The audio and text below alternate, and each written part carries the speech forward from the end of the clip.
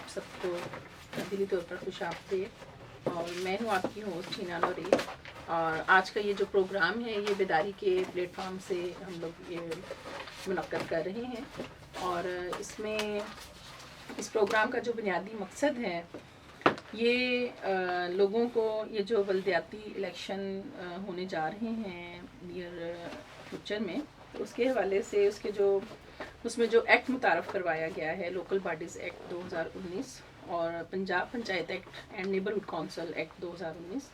और उस एक्ट के जो बहुत बुनियादी से खदोखाल हैं उन पर आज डिस्कशन होगी। और हमने कोशिश की है कि आज के इस प्रोग्राम में जो बहुत एक्सपर्ट हैं, जिनका पॉलिटिकल बैकग्राउंड है, जिनका सोशल बैकग्राउंड है, और जो आपको बहुत अच्छी इन्फॉर्मेशन जो है वो इस सियासी निज़ाम के बारे में मुहैया कर सकेंगे, तो उनको हमने बुलाया है। मैं तारुफ़ करवाती हूँ। हमारे साथ मौजूद हैं चौधरी इदरीस चीमा साहब, ये प्रेसिडेंट हैं पाकिस्तान तहरीक इंसाफ डिस्ट्रिक्ट सियालकोट से। और सर आपको मैं वेलकम करती हूँ। बाबर घुम्मन साहब हैं जी, पॉलिटिकल एक्टिविस्ट हैं, एक ख़ासा लंबा एक्सपीरियंस है इनका इस सियासी निज़ाम को देखने में, परखने में, और ये एनालिसिस करेंगे जो भी अभी तक हमारे यहाँ पे जमहूरियत किस तरह से चलती रही और आगे इसको किस तरह से ये फोर्सी करते हैं, उस हवाले से ये अपना इनपुट जो है वो आज के इस सेशन में देंगे। और बेदारी ऑर्गेनाइजेशन के एग्जीक्यूटिव डायरेक्टर अशरफ महमूद मिर्ज़ा साहब हैं, और बहुत एक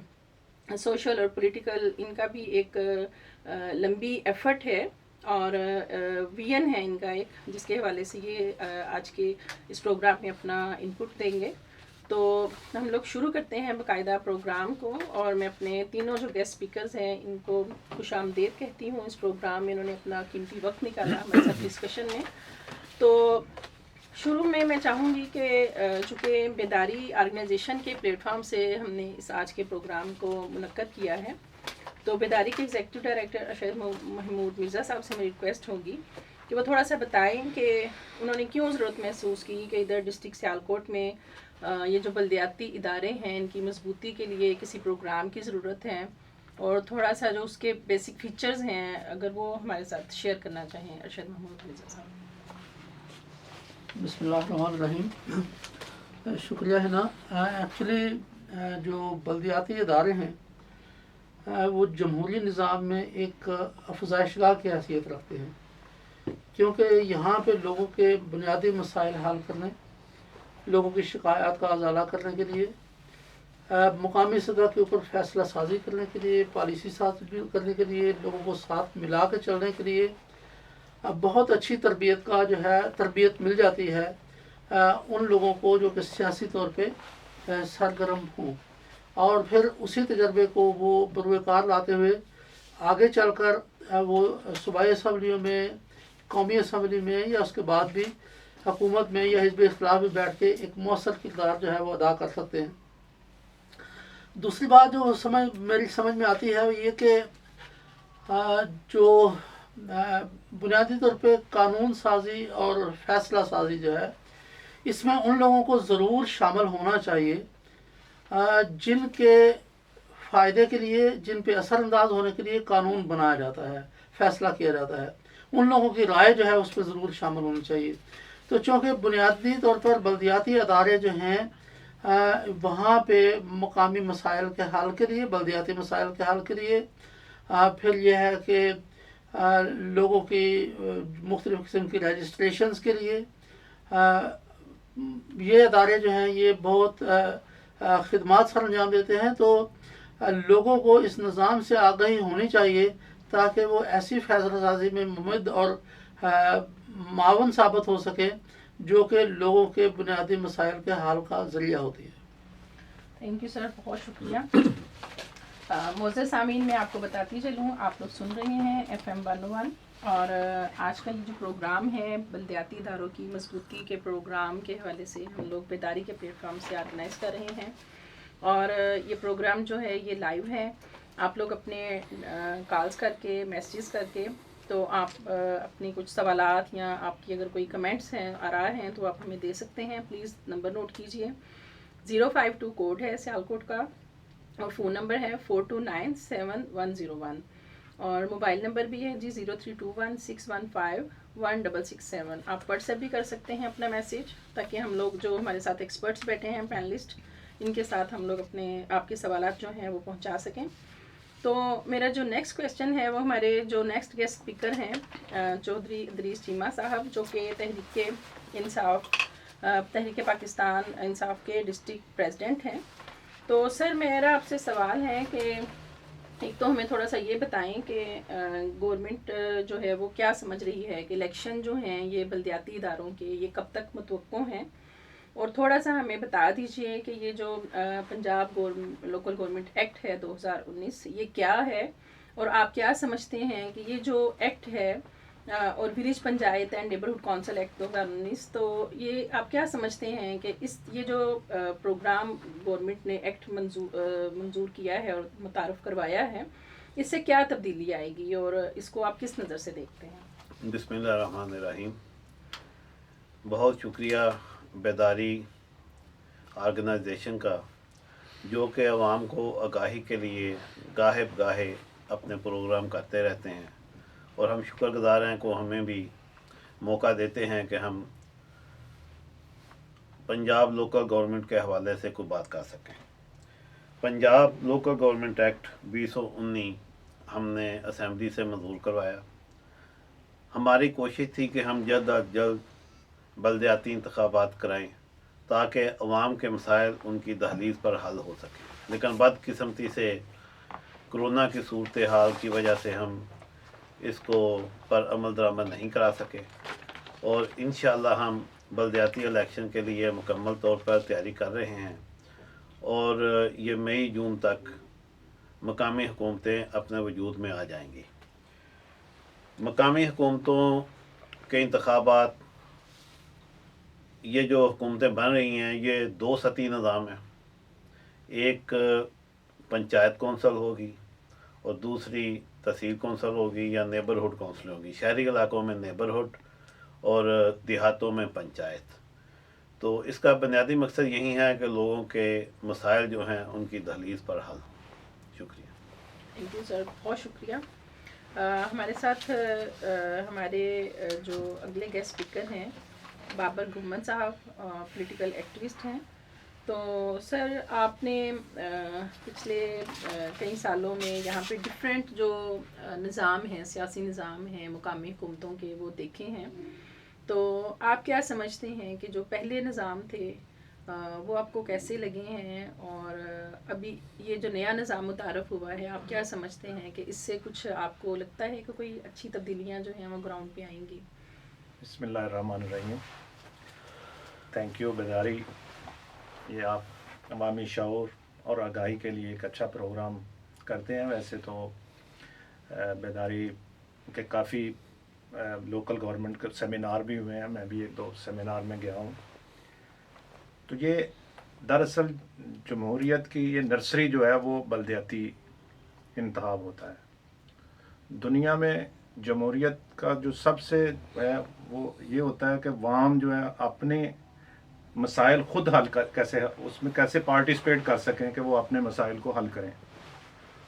تو یہ بلدیاتی نظام بالکل بنیادی سطح پہ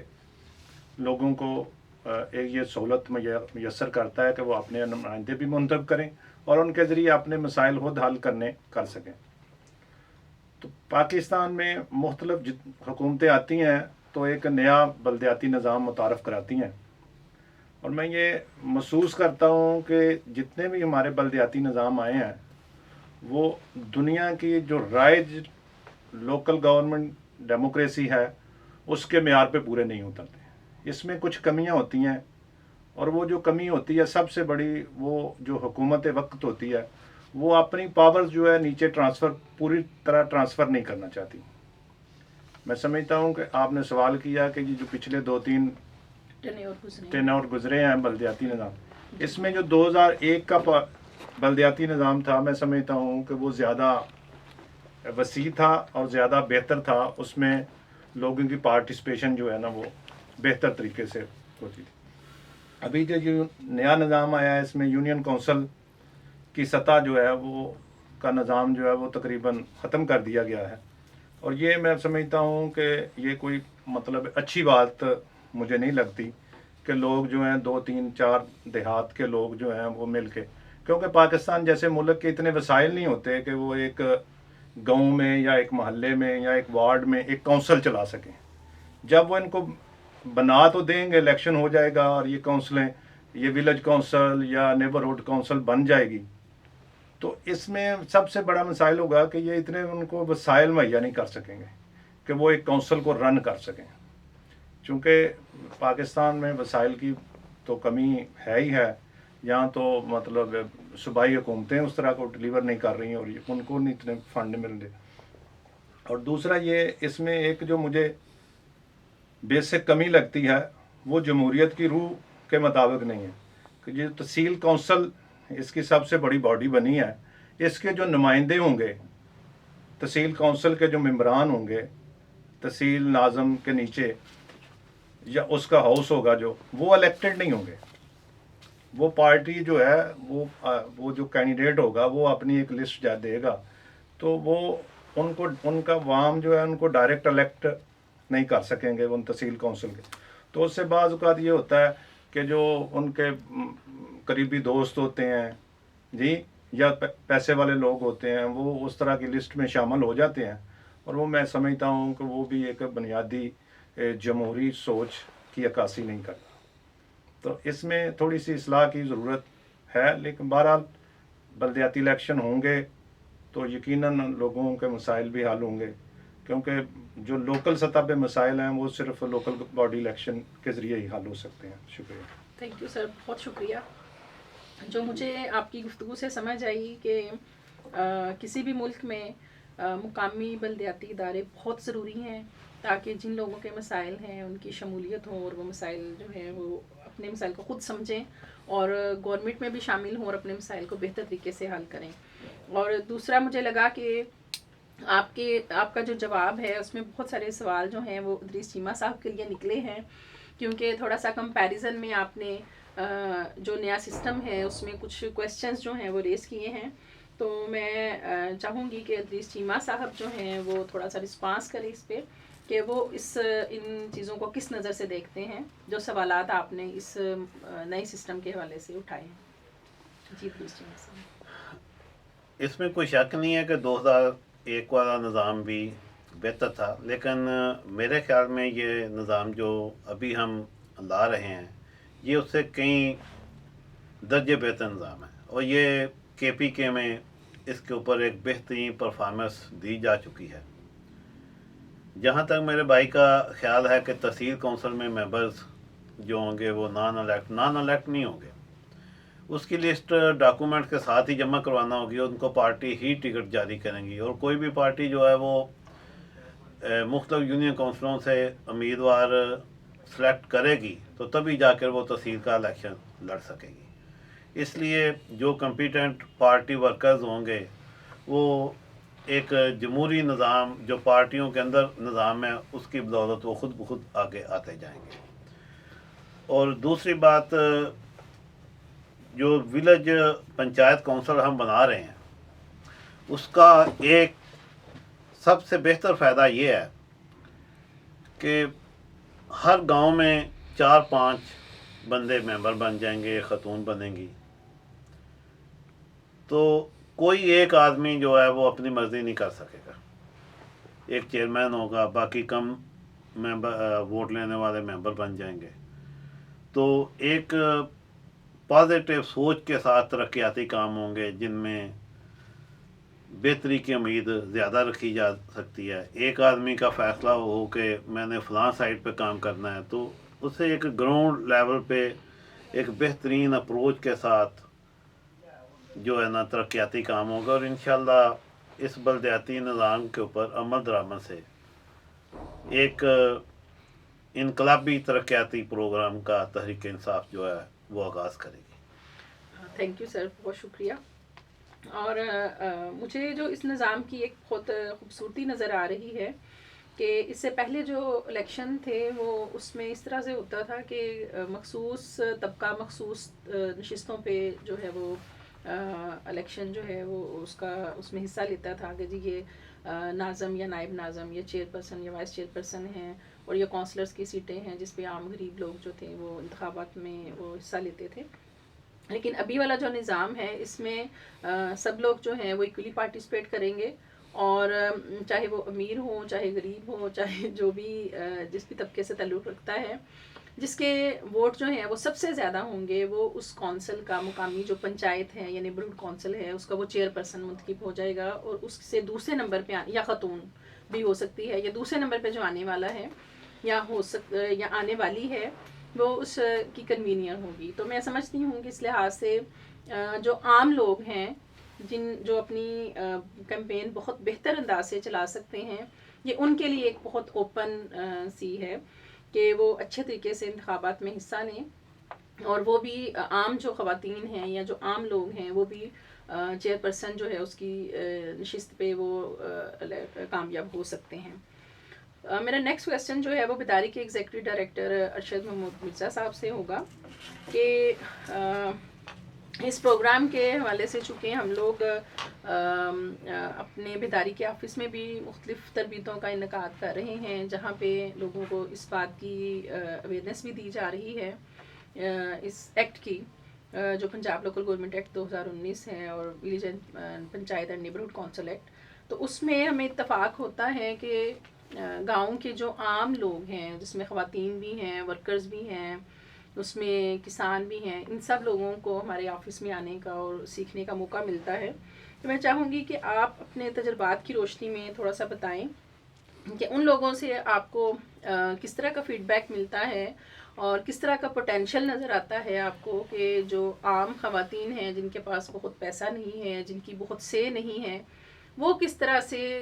جو کسان ورکر خواتین یا خواجہ سرا کمیونٹی ہیں وہ کس طرح سے یہ مقامی بلدیاتی جو انتخابات ہیں ان کا حصہ بن سکتے ہیں. کیونکہ لوگ سمجھتے ہیں کہ ہمارے پاس پیسہ نہیں، ہم غریب ہیں، ہماری کہیں پہ سنی نہیں جاتی، تو اس لیے وہ الیکشن میں اتنی توجہ سے حصہ نہیں لیتے. تو آپ ان کے لیے کیا پیغام دینا چاہیں گے اپنے تجربات کی روشنی میں؟ بہت شکریہ. میرا پہلا کامنٹ جو ہے وہ جو ڈسکشن ہوئی ہے بابر صاحب کی اور چیمہ صاحب کی، اس کے بارے میں ہے کہ یہ بات بڑی بدقسمتی کی ہے کہ ہمارے ہاں نظام میں ایک ربط نہیں رہا ہے، کنسسٹنس جو ہے وہ لیک کرتی ہے. آپ دیکھیں کہ الیکشنز جو ہیں بلدیاتی 65 میں بھی ہوئے، 79 میں ہوئے، پھر اس کے بعد 80s میں ہوئے، اور پھر آ کے تو 2001 میں،